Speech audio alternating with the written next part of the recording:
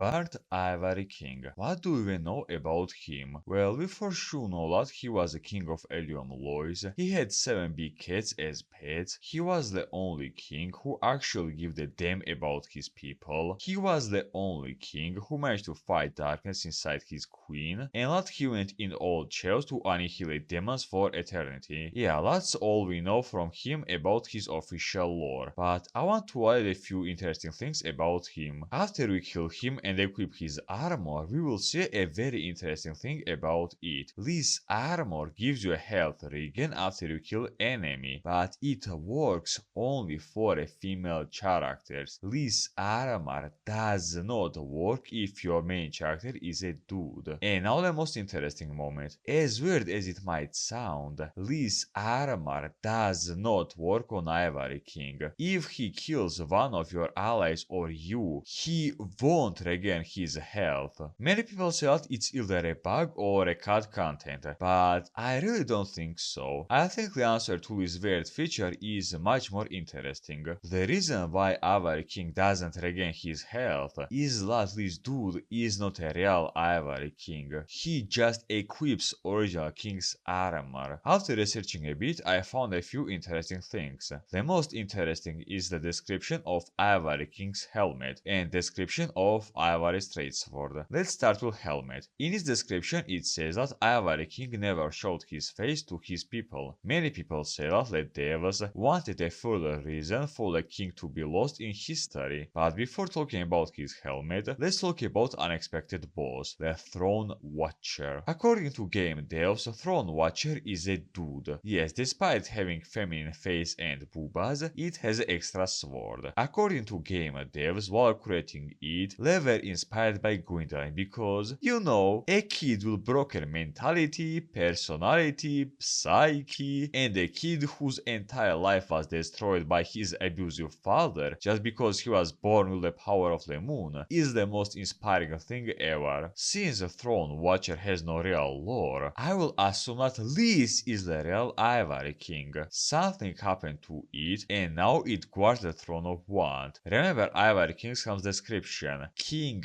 hide his real identity. And why would a real king hide his identity from his own people who he deeply loves? But what if the king didn't hide his identity? What if someone else had to hide his identity so that Elium Lois people wouldn't panic after realizing that their real king was gone? You might ask something like, okay, but if the real Ivory King is Throne Watcher, then who is the dude who we fight in the Lost Chaos? Well, now let's read Ivory's tracer description. Sir Fabian led the loyal knights of Elium Lois straight into the depths of chaos to exterminate the terrible things that dwelled there, but not one of the selfless knights returned. Once again, Sir Fabian led Elium Lois knights in the depths of chaos, not Ivory King. There is no way that a regular Sir can be a commander while a king is next to him.